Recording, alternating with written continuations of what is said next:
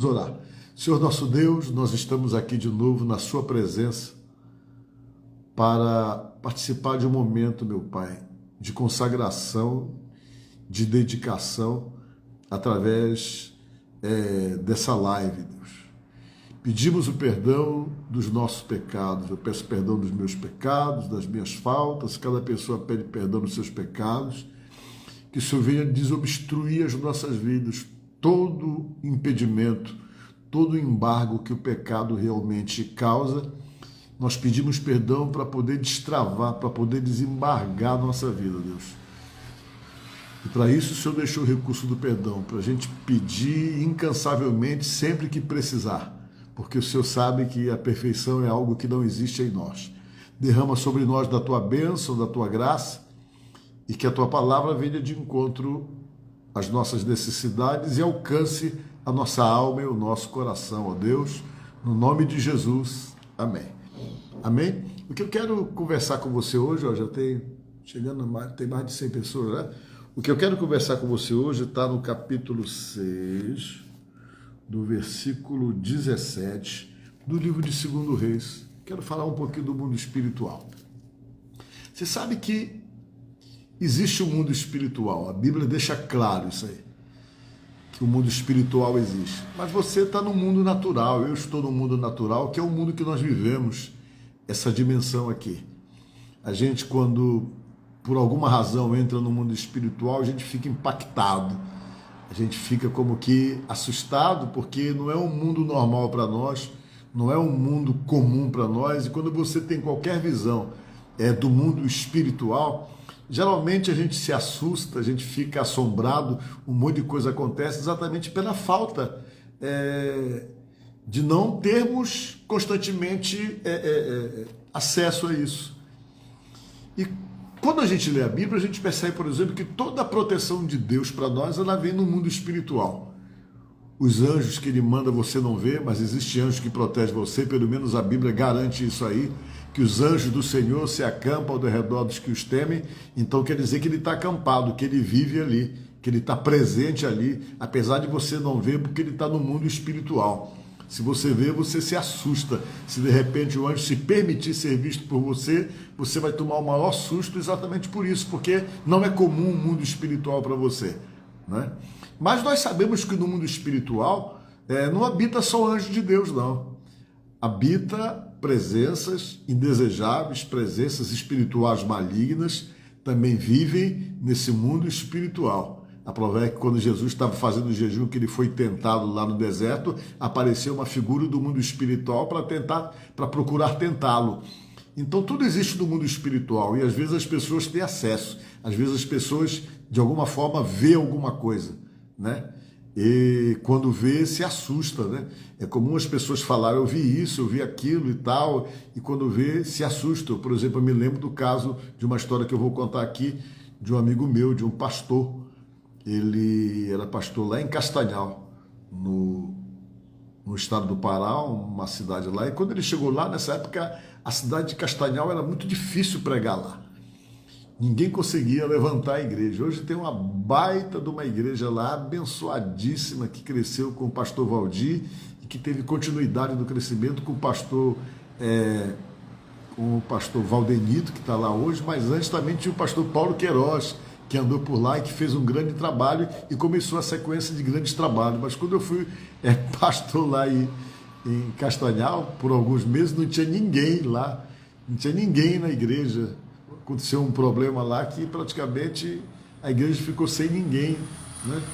E um pastor que foi para lá, ele teve uma estratégia, pastor Tarcísio, parece o nome dele, a ideia que ele teve foi de pregar na zona rural. Já que na igreja era difícil, não tinha ninguém, ele ia fazer cultos na zona rural, né? Ele ia naquelas fazendas fazer cultos. Quando foi um dia, ele foi fazer culto numa casa do irmão, numa fazenda que o irmão tinha, uma colônia, né? E ele pregou lá, deu muitas pessoas nessa reunião lá que ele fez lá no interior, lá na colônia, na zona rural da cidade. E quando ele fez a reunião lá, de uma pessoa oprimida, possessa por um espírito maligno. Uma moça ficou endemoniada, ele expulsou o demônio dela, ela se libertou, E quando ela se libertou, acabou o culto, foi todo mundo embora para casa, numa região onde uma casa fica aqui, outra fica lá, 1 quilômetro depois, essas coisas distantes que você tinha que ir de uma casa para outra, andando naqueles caminhos apertados. E o pastor acabou o culto, todo mundo foi embora, e ele foi tomar café com o irmão lá que preparou lá um lanche para ele, para depois do culto, depois que todo mundo foi embora. E ele não estava dormindo na casa do irmão, mas foi dormir na casa de uma outra família que morava um pouquinho, a mais ou menos a 2 quilômetros de onde ele estava, e ele não estava dormindo na casa do irmão porque o irmão só tinha filhas. Então, como o irmão só tinha filhas, ele achava meio desconfortável para ele dormir na casa do irmão, que só tinha filhas moças na casa dele, então ele dormia na casa de um outro irmão, que também tinha uma fazendola, e que ele ficava lá exatamente porque era só esse irmão e a esposa. E ele foi, acabou o culto, mais ou menos, ficou conversando, aí saiu perto de meia-noite, e quando ele saiu perto de meia-noite, ele foi no caminho, pela estrada que ele costumava ir, e nesse dia estava claro, porque ele falou que estava um luar bem grande, um luar bem bonito, estava clareando muito a noite, e ele foi por essa estrada que cortava caminho para poder chegar lá onde ele queria chegar. E ele contou que quando ele ia pelo caminho, de repente ele percebeu que no caminho estreito, do outro lado, vinha um homem alto, todo vestido de branco, com um chapéu na cabeça. E aquele homem, de repente, parou no meio da estradinha, e ele ficou parado. Aí ele olhou, achou estranho aquilo ali, quando o homem parou, e o homem começou a falar alto, dizer para ele assim: ei, por que vocês nos perseguem? Por que razão vocês nos perseguem? A gente não mexe com vocês, mas vocês vivem nos perseguindo. Aí ele ficou assim, já passando mal, porque ele falou que o corpo dele mudou, ele começou a ficar engasgado, e de repente aquele homem tirou um chapéu assim, de abas bem grande da cabeça. Quando o homem tirou o chapéu de aba da cabeça, ele contou que o homem era muito feio, mas muito feio, e começou a falar e a reclamar, né, que ele perseguia exatamente, né, esse homem, que era uma entidade espiritual que estava no meio da estrada. Ele contou que quando esse homem falava, o mato começava a balançar todinho quando o homem falava. Ele ficou estático, parado, sem saber o que dizer e querendo falar, e não podia, até que ele conseguiu libertar a garganta dele e gritou por Jesus, dizendo: Jesus! E quando ele falou Jesus, aquilo desapareceu. Ele disse que o pior, ele tinha que passar pelo caminho exato onde estava aquela presença. Ele passou por ali, depois que ele clamou por Jesus, aquele sumiu, foi embora, e ele foi correndo lá para a casa do irmão. Chegou lá e contou essa história. Uma história de alguém que, de repente, ficou assustado porque o mundo espiritual se apresentou para ele. E isso acontece. Esse mundo espiritual maligno existe e eles atacam, né? Mas existe um mundo espiritual também onde os anjos de Deus estão. E é isso que eu quero falar com você, para que você entenda como funciona essa proteção de Deus. A palavra de Deus nos fala que o rei Assírio, eu acho que o nome dele era Ben-Hadad, o nome desse rei, ele estava muito chateado, porque todas as emboscadas que ele preparava para o povo de Israel, ele não tinha êxito. Quando ele marcava um lugar, ele tinha lá o serviço de informação dele, e o serviço de informação dele passava para ele: olha, o povo de Israel vai passar na estrada tal, o exército deles lá. Ele corria, preparava o exército dele, ia ficar escondido lá para poder preparar uma emboscada para o povo de Deus. Ele ficava lá esperando e ficava sabendo que o povo de Deus não passava na estrada, passava por outra estrada. E eles ficavam nessa briga de gato errado. Quando ele ia para um canto, o povo de Deus passava por outro. Quando ele ia por outro, o povo de Deus passava por outro lugar. E as informações dele nunca davam certo. Ele recebia a informação, né, do grupo de informativo dele, e quando as pessoas davam a informação que ele ia para o lugar, o povo de Deus não passava por lá. Por quê? Por causa de um profeta chamado Eliseu, que mandava avisar ao rei de Samaria e dizer: olha, não passa na estrada tal, porque o inimigo está lá à espreita. Aí o povo de Deus ia passar para o outro lado. Eles se organizavam e diziam que iam atacar o povo de Deus numa determinada estrada. Aí Deus falava através do profeta, e dizia: não passe na estrada tal, porque o inimigo está lá realmente em emboscada. E todas as vezes que eles tentavam pegar o povo de Deus, Deus avisava e o povo passava para o outro lado. Ele ficou chateado, o rei, e disse: não, alguma coisa está errada, alguém aqui entre nós está entregando, alguém está passando informação, porque todas as vezes que a gente recebe informação, que a gente vai para lá para atacar o povo de Deus, eles passam por outro lado. Aí alguém disse, não, ninguém está dando informação, ninguém está traindo o senhor não, rei.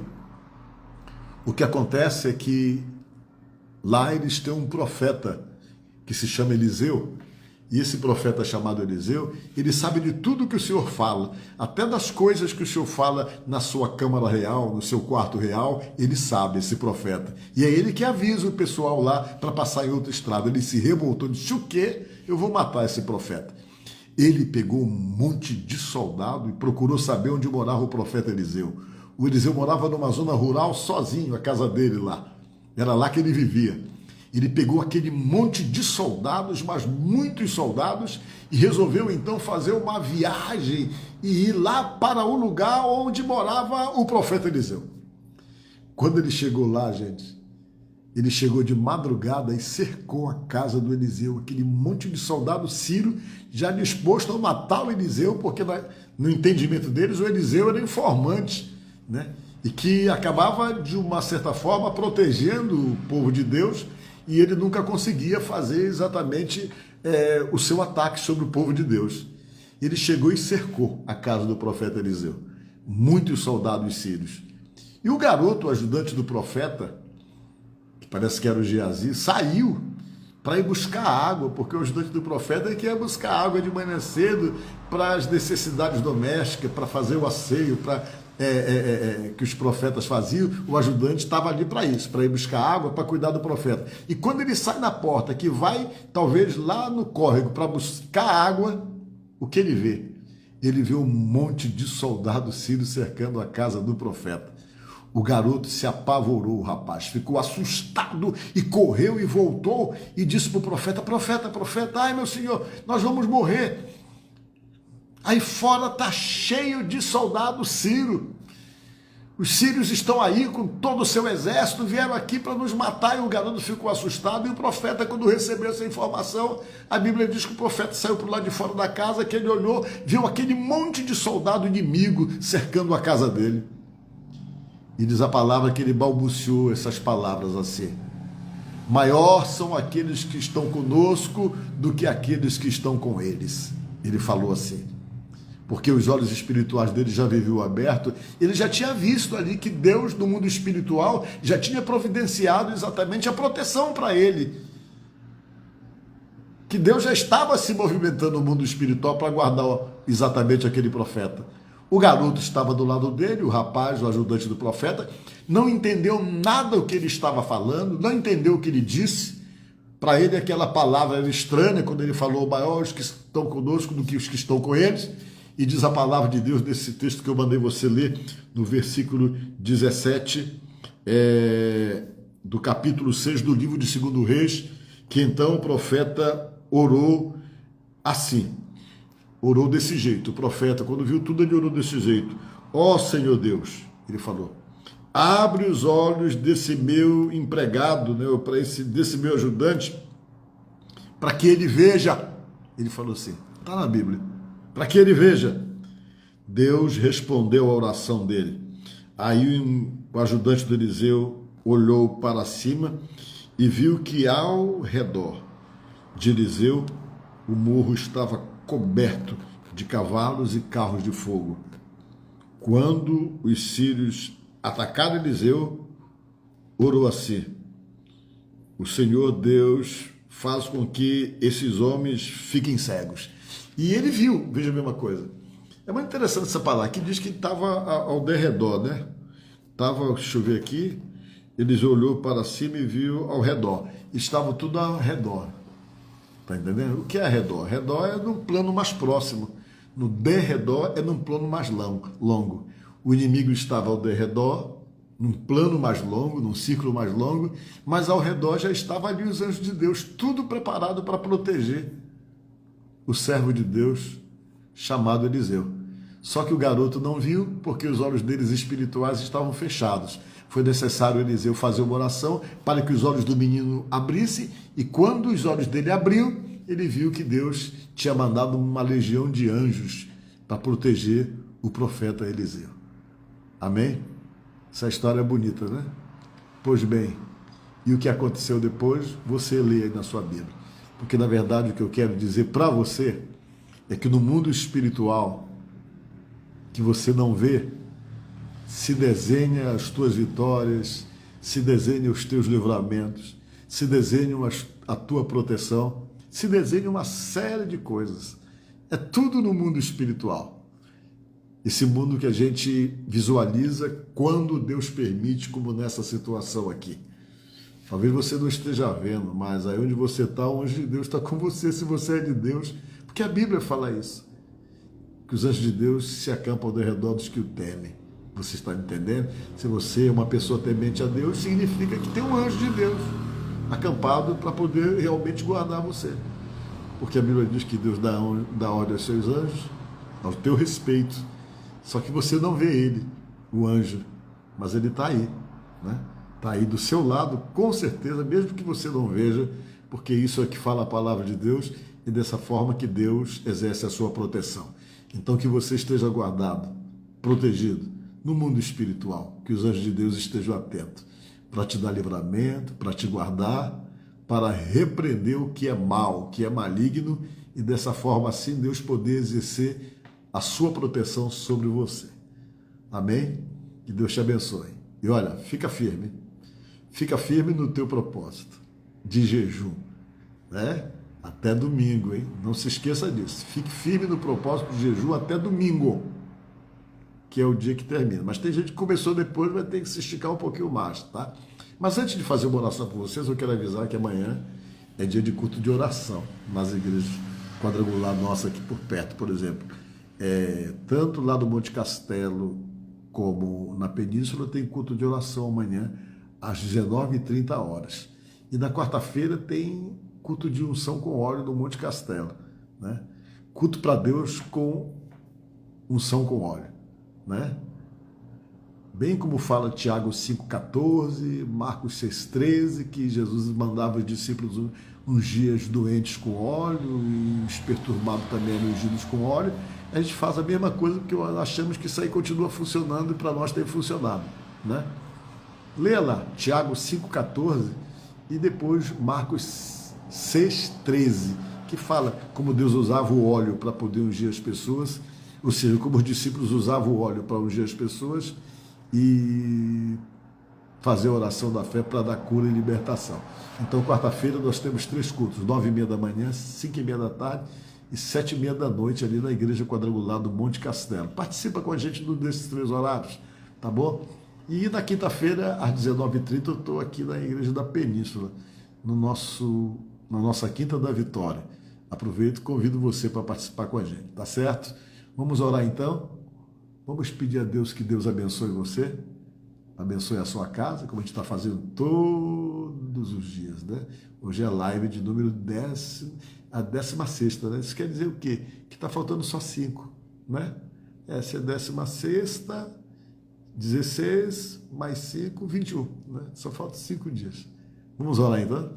Pensa em Deus, faz o teu pedido a Deus, fala para Deus o que é que você está buscando nesses 21 dias de jejum. Vamos orar a Deus e pedir que Deus te abençoe. Soberano Deus e eterno Pai que está nos céus, em nome de Jesus Cristo eu estou orando por essa pessoa que me assiste neste momento. Peço que a tua bênção alcance essa pessoa, peço que os anjos de Deus estejam em volta dela para protegê-la e livrá-la do mal também. Peço que o Senhor Deus abençoe a casa dessa pessoa, repreendendo todo e qualquer clima de perturbação, todo e qualquer clima maligno que seja repreendido desse lar, repreendido desta casa em nome de Jesus. Que haja paz nesta casa, que haja paz no coração dessa pessoa que está me ouvindo agora. Tira do coração dessa pessoa todo o ressentimento, toda a raiva, se houver, todo o ódio, toda a resistência a pessoas, seja lá o que for de ruim, que seja tirado desse coração, tirado dessa vida, para que ela possa estar liberada para receber as tuas bênçãos e os teus benefícios. Derrama da tua graça, Deus, e nos abençoa. E atende o nosso clamor e o nosso pedido de oração. Nós pedimos isto no nome de Jesus. Amém. Amém. Fica com Deus. Olha, tenha uma ótima terça-feira. Que seja uma terça-feira abençoada para você e que Deus te abençoe. Que Deus te proteja, que Deus te guarde, né? Que Deus te livre do mal e que os anjos do Senhor estejam atentos para proteger não somente você, mas proteger as pessoas da tua casa, as pessoas da tua família, né? Até mesmo aqueles que são mais vulneráveis espiritualmente dentro da sua casa ou no meio da sua família. Ore por eles, para que Deus venha guardá-los e protegê-los e livrá-los do mal, porque Deus realmente ouve a oração. E eu sempre tenho falado, isso é muito importante a gente pedir para Deus para Ele nos livrar do mal, porque se não fosse importante, Jesus não deixava lá escrito isso no ensinamento que Ele deu, como é que nós devíamos orar, quando Ele nos ensinou a oração do Pai Nosso. Na oração do Pai Nosso, Ele pede para nós falarmos isso, livra-nos do mal. Então vamos falar junto. Jesus Cristo, livra-nos do mal. Vamos falar junto, eu aqui e você aí. Vamos lá. Jesus Cristo, livra-nos do mal. Amém? Que Deus te abençoe e até amanhã, se Deus quiser.